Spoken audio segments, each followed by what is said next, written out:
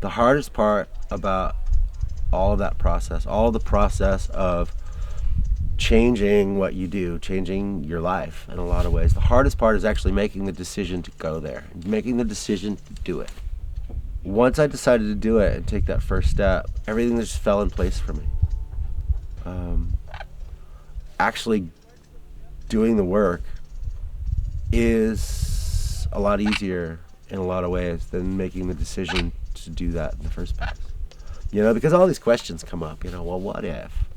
What if people don't want my services? What if we struggle and starve? What if? You know, and it hasn't been easy necessarily. Sometimes we gotta scrape a little bit to make it all happen. But it's way better, it's more worthy work than anything that I've ever done yet. And this is really worthwhile. I don't think I'm ever gonna get rich doing this. But it doesn't matter, because I go to bed every night feeling good that I've done something worth doing. My name is Kirk Mobert. I'm with SunDog School of Natural Building. Brian Bernowski and myself started this company in 2010, and we're a school. We teach people how to build their own natural buildings with naturally sourced and recycled materials. A cob is basically sand, clay-rich soil, and straw in various mixtures, but it's adobe. But you apply the adobe wet to the walls instead of creating bricks. Cob is the thing that people are mostly interested in. So we tend to teach cob workshops. They last 9 days, but we teach everything from groundwork, foundations, cob. We throw in some other stuff, some straw bale techniques, a technique called pajareke, which is woven straw clay. We teach roofs, plasters. We try to teach everything from foundation to roof in 9 days. Well, natural building is sort of the antithesis of all the other problems with standard buildings. They're inexpensive. Anybody can build one. They're non-toxic. They're comfortable. They're energy independent. You get to sculpt them, so you can make them yourself in any form or shape. They're easy to heat. High thermal mass keeps them warm for a really long time. They're thermally appropriate. They stand up to weather. They stand up to earthquakes. The walls behind me have been exposed to weather for the last 5 years. Pretty much unplastered as they are. And a little bit of the straw in there has been exposed, but no damage yet. The drawbacks is right now they're not recognized by the building department. So they're sort of subversive. You have to hide them. Unless you're willing to go through the process of getting an engineer to sign off on your work. And there are very few engineers that understand what they're looking at with cob. There's a lot of building officials and engineers that are very interested in this. There are a lot of groups that are starting to do testing on it. It's starting to sort of enter the mainstream. More people are hearing about it all the time. We get 20 or 30 people per workshop, 2-3 workshops per year. And of those people, maybe one every other workshop will go on to teaching or building for others.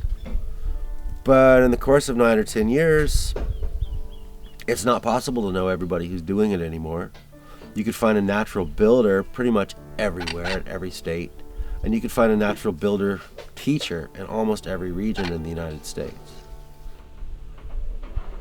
My wife and I moved onto this property, and we decided that we didn't want the usual kind of house. You know, we wanted something different. We wanted something that was non-toxic and less expensive. So I got on the internet and I started looking around and found a lot of different things, but somehow cob sort of called to me. So I took a workshop and loved it. And at the time, I was a computer graphics professional and a network administrator and a computer repair guy. You know, I wore a lot of hats, but all around computers. And I was getting really dissatisfied with what I was doing. I was actually miserable. I'd been doing it for 15 years, and I was tired of it. And my wife really was the one that gave me the kick in the right direction. She said, hey, you know, you really hate what you're doing. I don't know if you know that or not yet, but you do. You hate what you're doing.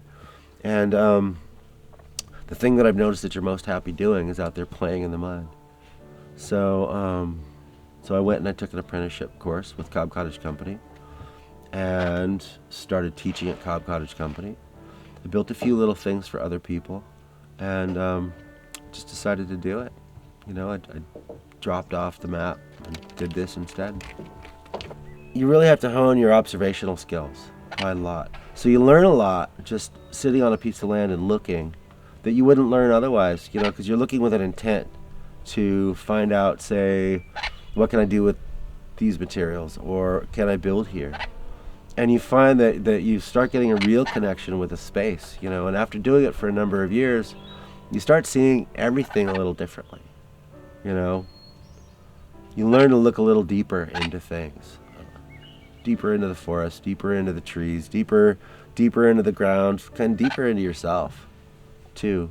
And when people start showing up and taking workshops, you start looking a little deeper into people. And it's fun. And people make a change doing this. You know, a lot of folks will come to a workshop feeling like they can't really do anything for themselves. We're not really taught that we can do things for ourselves. We're taught, you know, if you need something done, you call a professional. You get on the phone and you call up an expert to come and do it for you or fix it for you.